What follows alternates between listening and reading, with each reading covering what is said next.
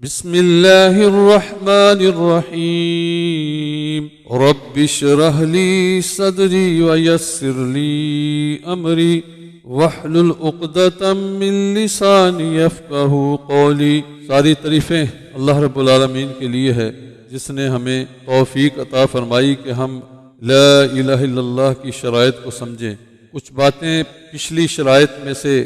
بیان کرتے ہیں، اس میں بیان ہوا تھا محبت کی شرط۔ محبت کے بغیر لا الہ الا اللہ کی شرطیں پوری نہیں ہوتی، بلکہ کسی عبادت کا فائدہ ہو ہی نہیں سکتا پوری طرح جب تک کہ اللہ تعالیٰ سے اور اس کے رسول صلی اللہ علیہ وسلم سے ہمیں محبت نہ ہوگی۔ مسلم کی حدیث نمبر 56 میں اللہ کے نبی صلی اللہ علیہ وسلم ارشاد فرماتے ہیں، ذاک طعم الایمان من رضی باللہ ربا وبالاسلام دینا وبمحمد رسولا صلی اللہ علیہ وسلم۔ اس شخص نے ایمان کا مزہ چکھ لیا، یعنی اس کی حلاوت اس کو مل گئی، جو اللہ تعالیٰ کے رب ہونے پر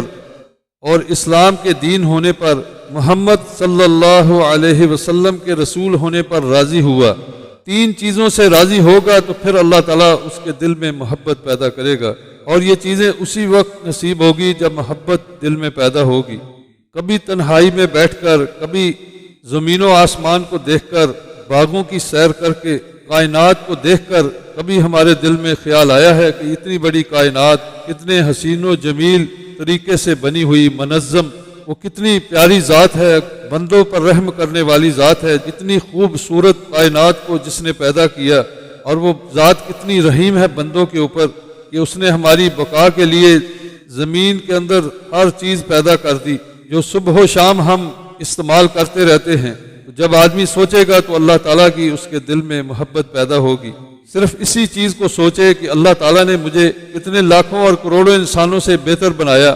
مجھے گونگا نہیں بنایا، مجھے اندھا نہیں بنایا، مجھے پاگل نہیں بنایا، میرے ہاتھ بھی ہیں، میرے پاؤں بھی ہیں، ہر چیز مجھے اللہ تعالیٰ نے مہیا کی ہے۔ اور سب سے بڑی نعمت اس نے ہمیں اپنا تعارف کرایا، اپنے دین کا تعارف کرایا اور اپنے نبی کا تعارف کرایا، ورنہ اللہ تعالیٰ ہم پر رحم نہ کرتا تو آج ہم کافر اور مشرک ہوتے۔ لہٰذا اللہ کے ساتھ محبت کا یہی طریقہ ہے، ہم اس کلمے کی شرائط کو پورا کریں اور اس کلمے کے ساتھ ہم محبت کریں، اور محبت کا اظہار زبان سے بھی ہونا چاہیے۔ سورۃ التوبہ 24 نمبر آیت میں اللہ تعالیٰ نے ہمیں کچھ آگاہ کیا ہے، یعنی اللہ تعالیٰ ارشاد فرماتا ہے، قُلْ إِنْ كَانَ آبَاؤُكُمْ وَأَبْنَاؤُكُمْ وَإِخْوَانُكُمْ وَأَزْوَاجُكُمْ وَعَشِيرَتُكُمْ وَأَمْوَالٌ اقْتَرَفْتُمُوهَا وَتِجَارَةٌ تَخْشَوْنَ كَسَادَهَا وَمَسَاكِنُ تَرْضَوْنَهَا أَحَبَّ إِلَيْكُمْ مِنَ اللَّهِ وَرَسُولِهِ وجهاد في سبيله فتربصوا حتى يأتي الله بأمره والله لا يهدي القوم الفاسقين۔ آپ ان سے کہیے کہ اگر تمہیں اپنے باپ اور اپنے بیٹے اور اپنے بھائی اور اپنی بیویاں اور اپنے کنبے والے اور وہ اموال جو تم نے کمائے اور تمہاری تجارت جس کی کمی سے تم ڈرتے ہو اور تمہارے وہ مکان جو تمہیں پسند ہیں، اللہ اور اس کے رسول زیادہ محبوب ہوں تو انتظار کرو یہاں تک کہ اللہ اپنا حکم لے آئے، یعنی عذاب لے آئے،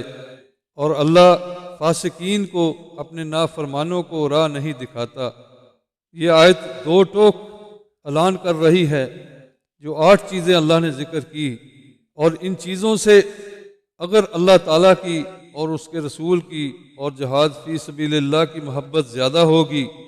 تو اللہ تعالیٰ کی طرف سے عذاب کی وعید آئی ہے۔ لہٰذا بھائیوں اور بہنوں، اس بات کی کوشش کریں کہ ہمیں یہ چیزیں اللہ تعالیٰ اور اس کے رسول اور اللہ کے راستے میں جہاد سے زیادہ محبوب نہ ہوں، پھر کلمے کی شرط محبت پوری ہوگی۔ 2 شرطیں باقی رہ گئیں، انشاءاللہ ان کا اختصار کے ساتھ بیان کروں گا۔ انقیاد یہ بھی کلمے کی شرط ہے، جس کا معنی بنتا ہے انقیاد لامر کسی کام کے لیے آمادہ ہونا، انقیاد لفلان کسی کا تابع ہو جانا یعنی اس کی اطاعت کرنا۔ سادے معنی میں اس کا مقصد ہے اطاعت اور تابع داری کرنا۔ سورۃ لقمان 22 آیت میں اللہ تعالیٰ فرماتا ہے وَمَن يُسْلِمْ وَجْهَهُ إِلَى اللَّهِ وَهُوَ مُحْسِنٌ فَقَدِ اسْتَمْسَكَ بِالْعُرْوَةِ الْوُثْقَىٰ وَإِلَى اللَّهِ عَاقِبَةُ الْأُمُورِ، اور جو شخص اپنا چہرہ اللہ کے آگے جھکا دے اور خوب اچھی طریقے سے اللہ کی عبادت کرنے والا ہو تو اس نے یقیناً ایک مضبوط حلقے کو تھام لیا، اور سب کاموں کا انجام تو اللہ ہی کی طرف ہے۔ عروۃ الوثقیٰ سے مراد لا الہ الا اللہ ہے، اور عروۃ الوثقیٰ یعنی اللہ کے دین کو مضبوطی سے تھام لے اور اللہ تعالیٰ کی اور اس کے رسول کی اطاعت کرے۔ دوسرے مقام پہ اللہ تعالیٰ فرماتا ہے سورۃ الزمر 54 نمبر آیت میں وَأَنِيبُوا إِلَىٰ رَبِّكُمْ وَأَسْلِمُوا لَهُ مِن قَبْلِ أَن يَأْتِيَكُمُ الْعَذَابُ ثُمَّ لَا تُنصَرُونَ،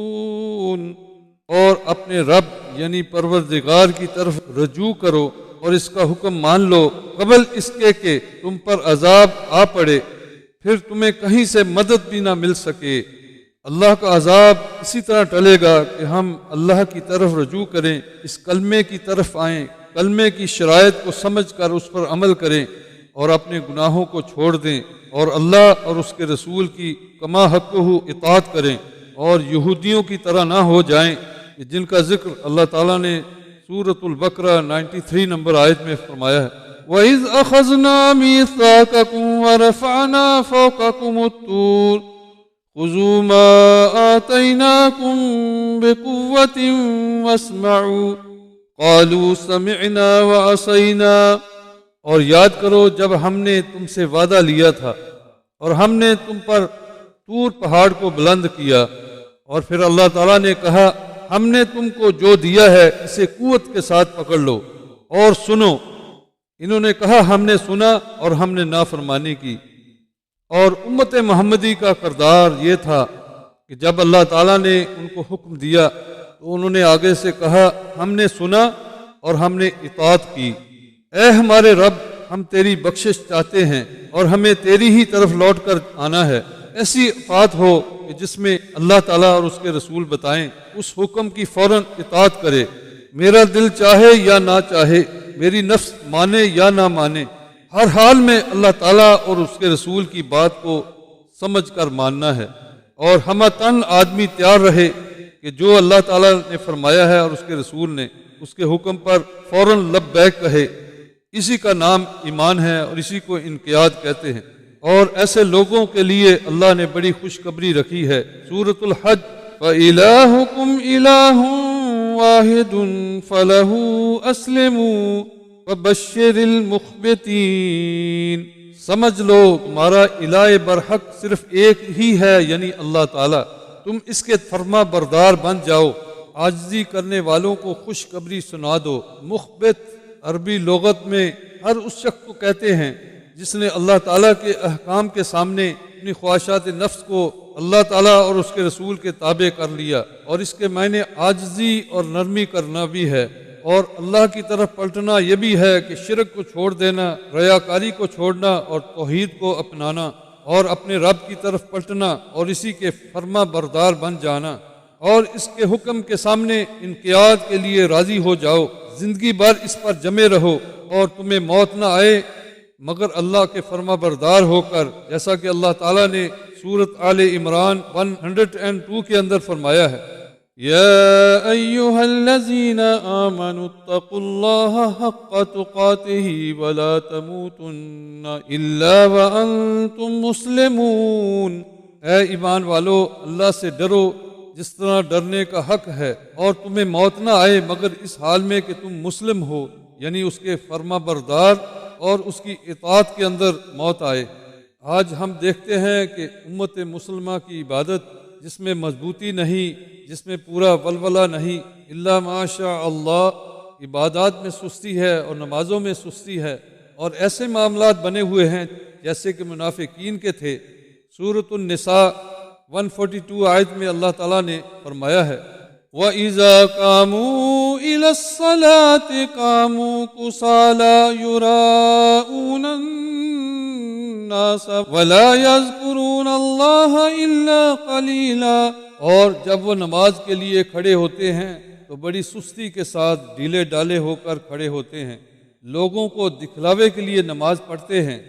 اور اللہ تعالیٰ کو کم ہی یاد کرتے ہیں۔ ایسا معاملہ ہمارا نہ ہو، اس سے اللہ کی پناہ مانگیں اور اللہ کی طرف خوب رجوع کرنے والے بن جائیں۔ اللہ تعالیٰ کا حکم سمجھ آئے یا نہ آئے، ہر حال میں اس کے حکم کو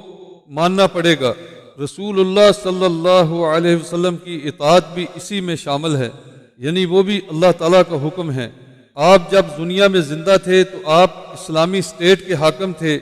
جب آپ دنیا سے چلے گئے اور آج ہمیں اللہ کے نبی کی صحیح حدیث پر عمل کرنا ہوگا،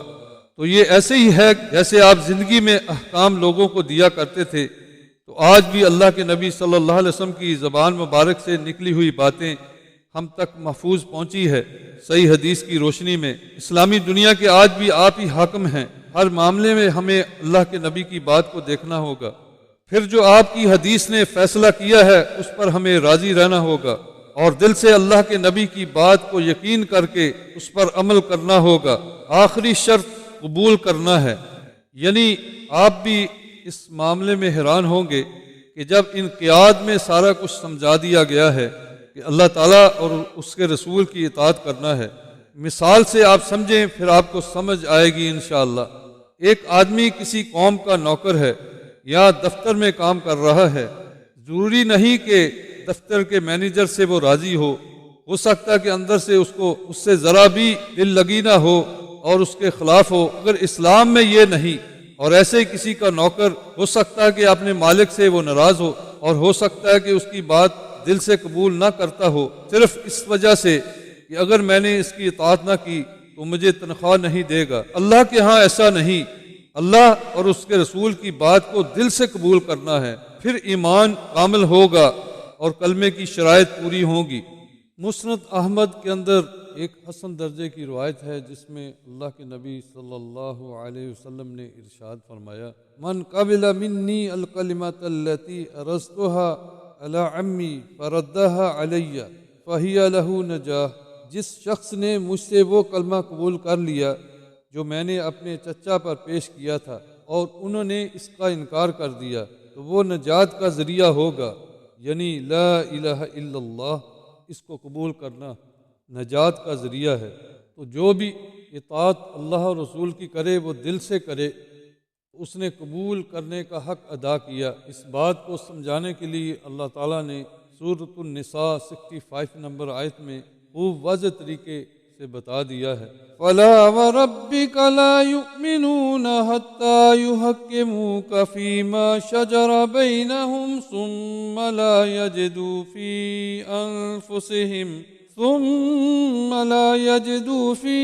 أَنفُسِهِمْ حَرَجًا مِّمَّا قَضَيْتَ وَيُسَلِّمُوا تَسْلِيمًا۔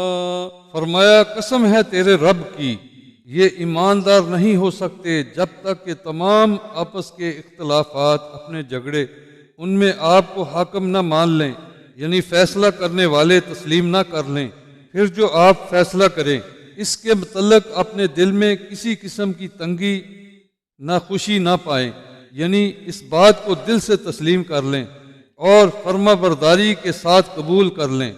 تو پھر ہی ایماندار ہو سکتے ہیں، اس کے بغیر ایماندار نہیں ہو سکتے۔ اس سے پتہ چلا اللہ تعالیٰ اور اس کے رسول کے ہر حکم کو دل سے قبول کرنا ہوگا، پھر کلمے کی شرط پوری ہوگی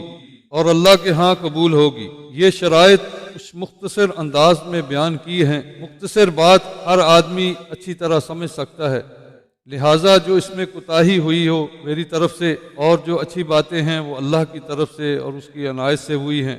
سب سے پہلے ان چیزوں پر میں اپنے آپ کو کاربند کرتا ہوں اور پھر آپ سننے والوں کو دعوت دیتا ہوں کہ اس کلمے کی شرائط کو پوری کریں۔ یہ شرطیں جو تھیں وہ باہر کی ہیں،